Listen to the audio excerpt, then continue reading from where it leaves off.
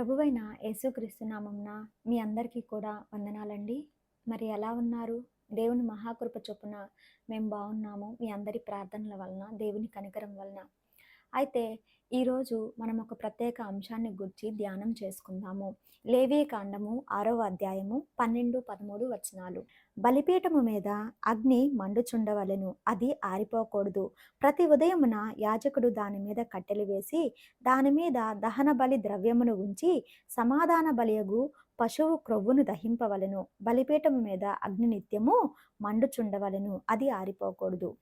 ఇక్కడ చదువుకున్నటువంటి వాక్య భాగంలో కనుక మనం చూసినట్లయితే 2 చోట్ల ఒకే పదం రాయబడి ఉంది. అదేమిటి అంటే బలిపీఠము మీద అగ్ని మండుచుండవలెను, అది ఆరిపోకూడదు.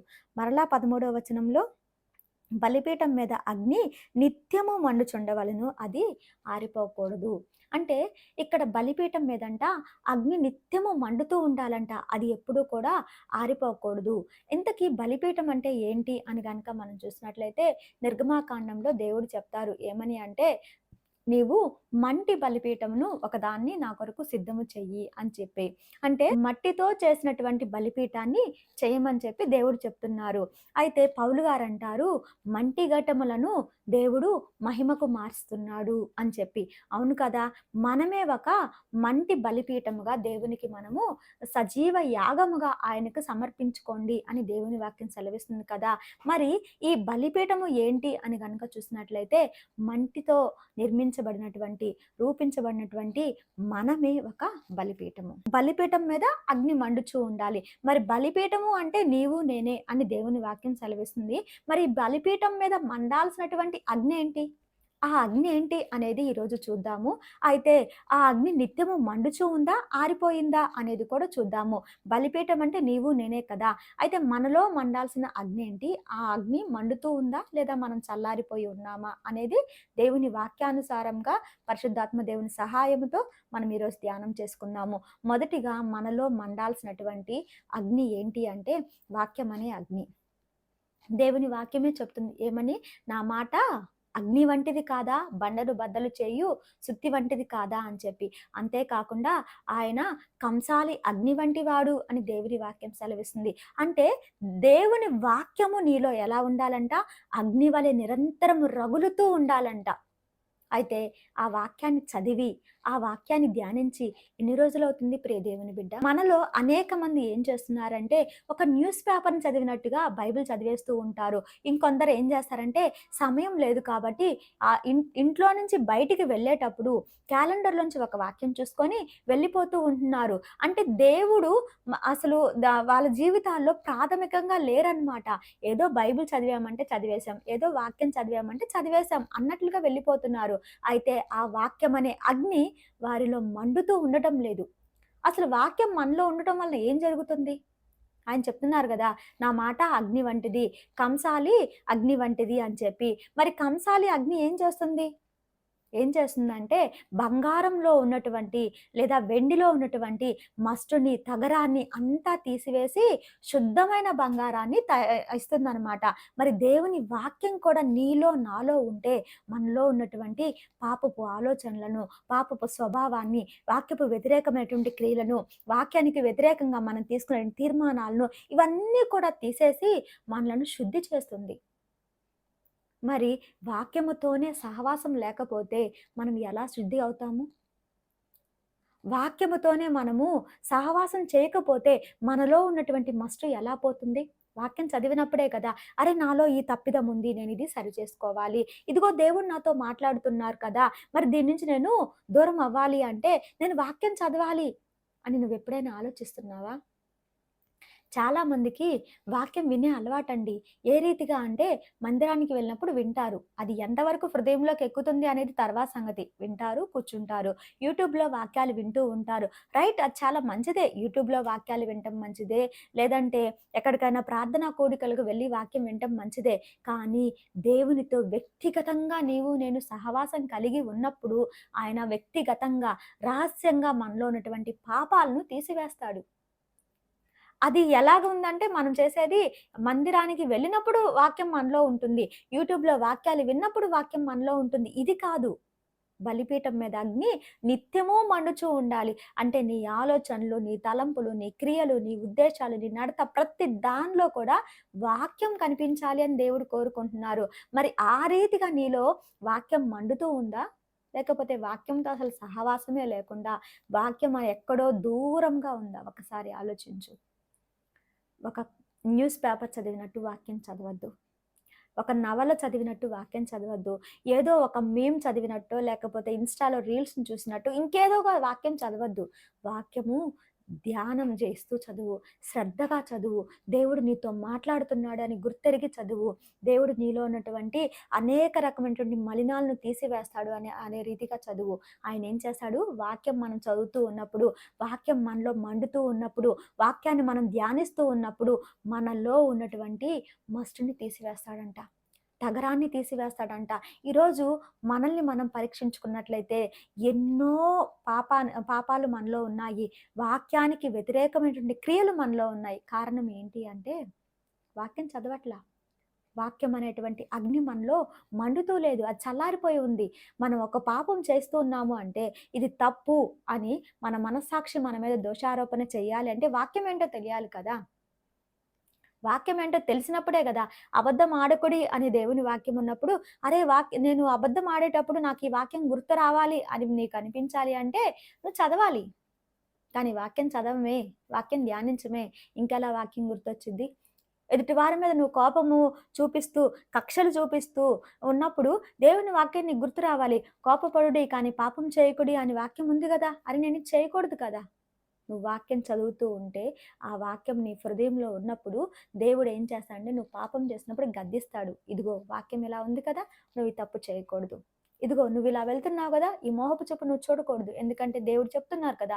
మోహపు చూపు వ్యభిచరించినట్లు, పాపం చేసినట్లని. ఓహ్! ఇలా ఉండకూడదు. సరసోక్తులు మాట్లాడుతున్నప్పుడు, బూతులు మాట్లాడుతున్నప్పుడు, అబద్ధాలు చెప్తున్నప్పుడు, లంచము తీసుకుంటున్నప్పుడు, వాక్యానికి వ్యతిరేకంగా నువ్వు ప్రవర్తిస్తూ ఉన్నప్పుడు, వాక్యము నిన్ను గద్దించాలి అంటే నువ్వు వాక్యముతో సహవాసం చేయాలి. ఆ వాక్యం నీలో మండుతూ ఉండాలి. అది మండదు కానీ ఏం మండుతాయంటే సినిమా పాటలు మండుతూ ఉంటాయి. ఎప్పుడు చూడు ఏదో సినిమా పాటలు పాడుతూ ఉంటాము.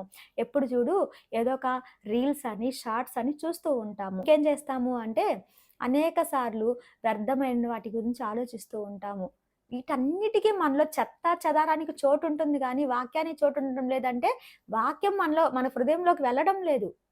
దాన్ని భుజించడం లేదు, దాన్ని ధ్యానించడం లేదు, దాని గురించి ఆలోచించడం లేదు. కానీ లోకంలో ఉన్న ప్రతి విషయం గురించి మాత్రం మనము ఆలోచిస్తూ ఉంటున్నాము. కాబట్టే వాక్యం అనే అగ్ని మనలో ఉండటం లేదు. ఒకసారి ఆలోచించు. వాక్యం అనే అగ్ని నీలో మండుతూ ఉందా? నిత్యము ఆరిపోకుండా మండుతూ ఉందా? మరి రెండవదిగా మనలో ఉండాల్సినటువంటి అగ్ని ఏంటి అంటే పరిశుద్ధాత్మ దేవుడు. దేవుని వాక్యం సెలవిస్తుంది. ఆత్మను ఆర్పకుడి అని చెప్పి. అనేక మంది జీవితాల్లో పరిశుద్ధాత్మ దేవుడు చల్లారిపోయిన స్థితిలోనే ఉంటున్నారు. ఏడుస్తూ ఉంటున్నారు. బాధపడుతూ ఉంటున్నారు. ఎందుకంటే ఆయనతో సహవాసం లేదు వీళ్ళకి. ఇందాక చెప్పుకున్నాం గదా! వాక్యంతో సహవాసం లేదు కాబట్టి మనుషుల ఆలోచనలు ఎలా ఉంటున్నాయంటే ఎప్పుడూ కూడా భౌతికపరమైనటువంటి వాటి మీదే ఉంటుంది. ఈ లోక సంబంధమైనటువంటి వాటి మీదే ఉంటున్నాయి. ఎప్పుడు చూసినా ఈ లోకంలో ఏం తినాలి? ఏం తాగాలి? ఏం ధరించుకోవాలి? ఏం సంపాదించాలి? ఇదిగో నేను ఇంకొక ఇల్లు కట్టాను. ఇంకొక ఇల్లు కట్టాలంటే ఏం చేయాలి? ఇదిగో నాకిప్పుడు ప్రమోషన్ వచ్చింది. నెక్స్ట్ లెవెల్‌కి నేను వెళ్ళాలంటే నేనేం చేయాలి? ఇదిగో నా పిల్లల్ని ఏ కాలేజీలో చేర్పించాలి? ఎలా డబ్బు సంపాదించాలి? వారికి భవిష్యత్తు గురించి ఎప్పుడు కూడా మనలో ఏమైపోతుందంటే ఇవే ఆలోచనలు. ఇవన్నీ తప్పా, రైటా అని కాదు. ఇవి వాక్యానుసారమా కాదా అనేది మనం చూడాలి. రేపటి గురించి చింతించండి అని దేవుని వాక్యం సెలవిస్తుందా? చింతించండి అని చెప్పట్లా. చింతించకుడి అని చెప్తుంది. మరి చింతిస్తూనే ఉంటున్నాము. భవిష్యత్తు గురించి ఏవేవో ప్లాన్స్ వేసేసుకుంటూ ఉంటున్నాము.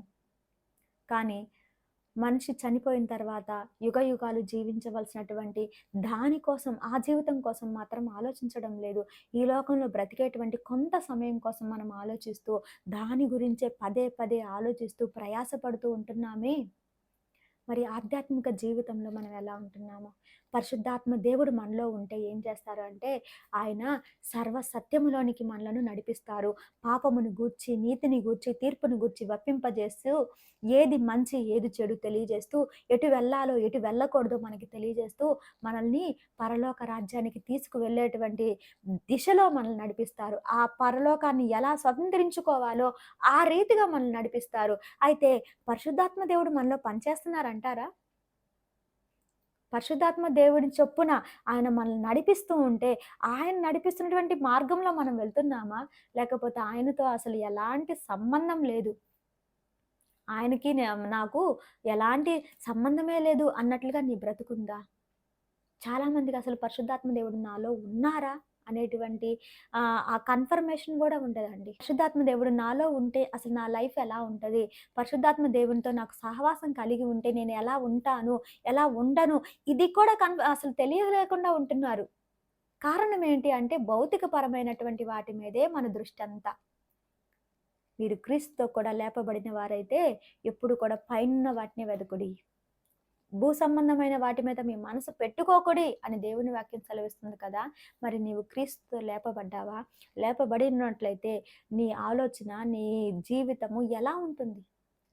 పరిశుద్ధాత్మ దేవుడు నీలో మండుతూ ప్రకాశిస్తున్నారా? లేకపోతే ఆరిపోయి చల్లారిపోయిన స్థితిలో నువ్వు ఉంటున్నావా? ఒకసారి ఆలోచించు ప్రియ దేవుని బిడ్డ. మరి మూడవదిగా మనం గనుక చూసినట్లయితే ప్రార్థన. ప్రకటన గ్రంథంలో చెప్తారు కదా, ప్రార్థన అంట, పరిశుద్ధుల ప్రార్థన ధూపం వలె పైకెళ్తుందంట. మనలో మండాల్సినటువంటి మూడవది ఏంటి అంటే ప్రార్థన. అది ఎలా ఉండాలి? జ్వరం వచ్చింది, సమస్యలు వచ్చాయి, ప్రభా సహాయం చేయి, ప్రభా సహాయం చేయి అని ప్రార్థన చేస్తాము. తగ్గిద్ది సమస్య. సమస్య తీవ్రత తగ్గింది, ప్రార్థన తీవ్రత కూడా తగ్గిపోయింది. ఏదో ప్రార్థనలకు వెళ్తాము, అరే ప్రార్థన చెయ్యాలంట, అలా అంట ఇలా అంట వింటాం, బాగా రగిలిపోతాం, ఉజ్జీవం వచ్చేసిద్ది. వచ్చిన తర్వాత ప్రార్థన చేస్తాం, తర్వాత రోజులు గడిచే కొద్దీ మళ్ళా అయిపోయిద్ది. రక్షించబడిన తొలి దినాల్లో 2 గంటలు 3 గంటలు ప్రార్థన చేసేవాళ్ళము. ఇప్పుడు 5 నిమిషాలు ప్రార్థన చేయడానికి మనకి సమయం లేదు. దేవా నీకు స్తోత్రం, నాకు ఆత్రం అన్నట్టుంటుంది మన ప్రార్థనలు. ఇదేనా మన ప్రార్థనా జీవితం? వ్యక్తిగతంగా ఎంత సమయం నువ్వు దేవునితో గడుపుతున్నావు? ఎంత సమయం వాక్యాన్ని ధ్యానించడానికి గడుపుతున్నావు? ఎంత సమయం నీ కుటుంబం కోసం, నీ కోసం నువ్వు ప్రార్థన చేస్తున్నావు? ఎంత సమయం ప్రభు పాదాల దగ్గర కూర్చుంటున్నావు? ఒకసారి ఆలోచించు. దానియేలు దినమునకు ముమ్మారు ప్రార్థన చేస్తున్నాడంట. ఎప్పుడు? సింహాల బోనులో పడవేస్తారు అని తెలిసి కూడా ప్రార్థన చేస్తున్నాడంట. మనకు అట్లాంటి సమస్యలు ఏం లేవు. అరే ప్రార్థన చేసావనుకో నిన్ను చంపేస్తా అనేటువంటి భర్త ఉండరు. ప్రార్థన చేస్తే నిన్ను కులంలోంచి వెలివేస్తా, మతంలోంచి వెలివేస్తా అనేటువంటి వారు కూడా లేరు. దేవుని మహాకృప చొప్పున మనం ఎదుర్కొనేటువంటి శ్రమలు అంతేమి లేవు. కొంతమంది భక్తులు నేను దగ్గరగా పరిశీలిస్తే చంపేసేటువంటి భర్త పక్కనున్నా కానీ అర్ధరాత్రులు లేచి కన్నీటితో ప్రార్థన చేసేటువంటి స్త్రీలు నాకు తెలుసండి. మరి ఒకసారి ఆలోచించు. ఈ వాక్యం వింటున్నటువంటి నీవు, ఇది చూస్తున్నటువంటి నీవు ఎంత సమయం ప్రార్థించడానికి గడుపుతున్నావు? ప్రార్థిస్తే సింహాల బోన్లో వేసేవాళ్ళు లేరు. ప్రార్థిస్తే చంపేస్తామని చెప్పేటువంటి సమస్యలు మనకు లేవు. ప్రార్థిస్తే నీ ఉద్యోగాన్ని తీసేస్తాను, నిన్ను ఇంట్లోంచి వెళ్ళగొడతాననేటువంటి వాళ్ళు లేరు. అయినా కానీ మనకి ప్రార్థన చేయాలంటే ఒళ్ళు బద్ధకం, ఒళ్ళు ఒంగదు. టీవీ ముందు కూర్చొని 2:30 గంట సినిమా చూడటానికి మనకి సమయం సరిపోయిద్ది. థియేటర్కి వెళ్ళి మూవీ చూడటానికి సమయం సరిపోయిద్ది. యూట్యూబ్లో లేకపోతే ఇన్స్టాగ్రామ్లో, ట్విట్టర్లో, ఫేస్బుక్లో ఇలాంటి వాటిలో గంటల గంటల సమయం గడపడానికి మనకి టైం ఉంటుంది. కానీ ప్రార్థన చేయడానికి ఒళ్ళు వంగదు, సహకరించదు, నిద్ర వచ్చేసిద్ది. మోకరించగానే, బైబిల్ పట్టుకోగానే ఎక్కడ లేనంత నిద్ర, ఎక్కడ లేనంత బలహీనత, ఎక్కడ లేనంత అలసట మనకు వచ్చేసిద్ది. ఇదేనా మనలో ఉన్నటువంటి భక్తి? ఇదేనా మనలో మండుతున్నటువంటి అగ్ని? ఒకసారి ఆలోచించు. దావీదు ఎన్నిసార్లు ప్రార్థన చేస్తూనే ఉంటారు. తను అంటాడు కదా, వేకునే లేస్తాను, అర్ధరాత్రిలో నీ వాక్యాన్ని ధ్యానిస్తాను, ఉదయాన్నే లేస్తాను, ప్రభా నువ్వు ఉంటే చాలు. ఇలాంటి భక్తి మనలో ఉంటుందంటారా? ఒక్కసారి ఆలోచించు. హృదయపూర్వకంగా కన్నీటితో రోదించి ఎన్ని రోజులు అవుతుంది? ప్రభువా నా జీవితాన్ని మార్చు, ప్రభా నా బ్రతుకుని మార్చు, ప్రభా నా కుటుంబాన్ని మార్చు, ప్రభా రక్షణ లేని నా భర్తని మార్చు, రక్షణ లేని నా భార్యని మార్చు, లోబడి నొల్లకుండా ఉంటున్నటువంటి నా బిడ్డల్ని మార్చు అని ప్రార్థించి ఎన్ని రోజులవుతుంది? హృదయపూర్వకంగా నీ నీ హృదయాన్నంతా దేవుని సన్నిధిలో కుమ్మరించి ఎన్ని రోజులవుతుంది? వేకువజామునే లేచి కన్నీటి ప్రార్థన చేసి ఎన్ని రోజులవుతుంది? ఒకసారి ఆలోచించు. క్రైస్తవ జీవితంలో ఏది చల్లారిపోయిందంటే ప్రార్థన అండి. ఎంతగా చల్లారిపోయిందంటే దేవునితో అవసరం ఉన్నప్పుడు మాత్రమే ప్రార్థన చేస్తాం. అవసరం తీరిపోయిన తర్వాత దేవుడితో కూడా అవసరం అయిపోతుంది. సమస్యలు వచ్చినప్పుడు మాత్రమే ప్రార్థన చేస్తాము. సమస్యలు తీరిపోయిన తర్వాత ప్రార్థన మనలో ఉండదు. మన రక్షకుడైన యేసుక్రీస్తు ప్రభువారు భూలోకంలో ఉన్నప్పుడు ఏం చేశారు? రాత్రంతా ప్రార్థన చేశారంట. తెల్లవారక ముందే ప్రార్థన చేశారంట. ఇంకనూ చీకటి ఉండగానే పెందలకడ లేచి ప్రార్థన చేశారంట. ఏ రోజైనా ఉన్నాయా ఇలాంటి అనుభవాలు? ఉన్నాయండి. అప్పుడెప్పుడు రక్షించబడ్డాను కదండి అప్పుడు. ఇదేనా మన ఆన్సర్? అది కాదు మండటం అంటే. ప్రార్థన అనేది ప్రతి దినము ధూపము వలె దేవుని సన్నిధికి చేరాలంట. చేరుతుందా? ఒకసారి ఆలోచించు. నీ కుటుంబంలో, నీ ఉంటున్నటువంటి స్థలములో ప్రార్థన ధూపం వలె పైకి వెళ్తుందా? నిత్యము మండుతుందా? ప్రార్థన నీ జీవితంలో కొరవడింది అంటే నీ జీవితంలో సమస్యలు మొదలయ్యాయని. ఈరోజు నువ్వు రోధిస్తున్నావు. ఈరోజు నువ్వు అనేక రకమైన సమస్యలతో చింతిస్తున్నావు, బాధపడుతున్నావు, కన్నీరు కారుస్తున్నావు. కారణం ఏంటంటే మండాల్సినటువంటి ఏవి నీలో లేవు. కాబట్టే నీ బ్రతుకు వెలుగుమయంగా లేదు, చీకటిమయంగా ఉంది. నీ హృదయం అంధకారమయంగా ఉంది. చెయ్యాలి అనుకున్నటువంటి పని చేయలేకపోతున్నావు. జీవించాలి అనుకుంటున్నావు కానీ జీవించలేకపోతున్నావు. సంతోషించాలనుకుంటున్నావు కానీ సంతోషం దొరకడం లేదు. కారణం ఏది మండాలో అది మండట్లా. ఏది నీలో ఉండాలో అది ఉండడం లేదు. కాబట్టే నీ కుటుంబం అంధకారంగా ఉంది, నీ జీవితం అంధకారంగా ఉంది, ఎటు చూసినా సమస్యలమయంగా నీ బ్రతుకుంది. ఒకసారి ఆలోచించు. ఇందుకా దేవుడు నిన్ను రక్షించింది? ఇందుకా దేవుడు నిన్ను ఏరికోరి ఏర్పాటు చేసుకుంది? ఆయనతో సహవాసం చేస్తావని, ఆయనతో యుగ యుగాలు జీవిస్తావని, ఆయన వలె నువ్వు రూపాంతరం చెందుతావని దేవుడు నిన్ను నన్ను ఏర్పాటు చేసుకున్నారు. అయితే ఏది మనలో దేవుని స్వరూపం? ఏది మనలో రూపాంతర అనుభవం? ఒకసారి ఆలోచిద్దాం. ఒకసారి పరీక్షించుకుందాం. వాక్యం చదివి, వాక్యం ధ్యానించి ఎన్ని రోజులు అవుతుంది? ఒకప్పుడు వాక్యం చదివితే దేవుడు నాతో మాట్లాడేవాడు అనేటువంటి అనుభవంలో ఉన్నావు. ఇప్పుడు నేను వాక్యం చదువుతున్నా కానీ దేవుడు నాతో మాట్లాడటం లేదండి, అసలు దేవుడు వాక్యం చదివేటువంటి సమయమే నాకు లేదండి అనేటువంటి సిచ్యువేషన్లోకి వచ్చావు. ఒకప్పుడు తప్పు చేస్తే అమ్మో వాక్యం ఖండిస్తుంది, దేవుడు గద్దిస్తాడు అనేటువంటి పరిస్థితిలో నీవు ఉన్నావు. వెంటనే వాక్యం గుర్తు చేసేవాడు పరిశుద్ధాత్మ దేవుడు. ఇప్పుడా పరిశుద్ధాత్మ దేవుడు హెచ్చరించి హెచ్చరించి హెచ్చరించి ఇక ఆయన మౌనం అయిపోయాడు. ఈ బిడ్డ నా మాట వినడం లేదు అని చల్లారిపోయిన స్థితిలోకి వెళ్ళిపోయాడు. ఆత్మ ఆరిపోయింది నీలో. లేదు అక్కడ వెలుగు, ప్రార్థన కూడా లేదు, ధూపం వలె వెళ్ళడం లేదు. ఒక్కసారి ఆలోచించు ప్రియ దేవుని బిడ్డ. బలిపీఠం మీద అగ్ని నిత్యము మండుచూ ఉండాలని దేవుని వాక్యం సెలవిస్తుంది. ఈరోజు నీ బ్రతుకు మండిపోయిందా? మండుతూ ఉందా? చల్లారిపోయి ఉందా? ఈరోజు నీ ఆధ్యాత్మిక జీవితం మండుతూ ప్రకాశిస్తూ ఉందా? జ్యోతి వలె నీవు ఉంటున్నావా? లేకపోతే ఆరిపోయినటువంటి వ్యక్తిగా నీవు ఉంటున్నావా? ఎలా ఉంది నీ బ్రతుకు? ఎలా ఉంది నీ ఆధ్యాత్మిక జీవితం? ఎలా ఉంది దేవునితో నీ సహవాసం? ఈ మూడు మండుతూ ఉన్నాయా లేకపోతే చల్లారిపోయి ఉన్నాయా? ఒకసారి పరీక్షించుకో. ఒకవేళ ఏదైనా విషయంలో చల్లారిపోతే ఇప్పుడే అడుగు. రేపు కాదు, ఎల్లుండి కాదు అడగాల్సింది, వీలు చూసుకొని కాదు, ఇప్పుడే ప్రార్థించు. ప్రభువా చల్లారిపోయిన స్థితిలో నేను ఉన్నానయ్యా, వాక్యమనే అగ్ని నాలో మండటం లేదు, పరిశుద్ధాత్మ దేవుడు నాలో ఆరిపోయి ఉన్నారు, చల్లారిపోయి ఉన్నారు, నేను ఆయన దుఃఖపరుస్తూ ఉన్నాను, ప్రార్థన నాలో కొరవడిపోయింది, నన్ను క్షమించు ప్రభువా. నాలో ఇదిగో ఈ బద్ధకం ఉంది, ఈ సోమర్తనం ఉంది, ఇదిగో మార్త వలె అనేక రకమైన పనులు, విస్తారమైన పనులు పెట్టుకొని వాక్యానికి సమయం ఇవ్వడం లేదు, ప్రార్థనకి సమయం ఇవ్వడం లేదు, నన్ను క్షమించు ప్రభువా. మరియ వలె ఉత్తమమైన దాన్ని ఎన్నుకోవడానికి నాకు సహాయం చేయి ప్రభువా. ఉత్తమమైన దాన్ని నేను ఎన్నుకోవాలి. బలిపీఠంలో నిత్యము అగ్ని మండుతూ ఉన్నట్టుగా నాలో ఈ మూడు మండాలి. అలా నేను బ్రతకాలి ప్రభువా. నీవు కోరినట్టుగా నేను బ్రతకాలి. నీవు ఆశించిన రూపాంతర అనుభవంలోనికి నేను రావాలి ప్రభువా. అటువంటి స్థితికి నన్ను తీసుకొని రా ప్రభువా అని చెప్పి అడుగు. అడిగితే వెంటనే ఆయన సహాయం చేస్తాడు. కాబట్టి దేవుని కృప చొప్పున ఒకసారి పరీక్షించుకుందాము. మన బలిపీఠం అనేటువంటి ఈ దేహంలో, ఈ హృదయంలో అగ్ని నిత్యము మండుతూ ఉందా? ఆరిపోయి ఉందా? ఆరిపోవటానికి సిద్ధముగా ఉందా? ఆరిపోయి చాలా కాలం అయ్యిందా? పరీక్షించుకొని మనలో ఏమైనా లోటుపాట్లుంటే సరిచేసుకుందాము. ఇట్టి కృప దేవుడు మనందరికీ కూడా అనుగ్రహించును గాక. ఆమేన్.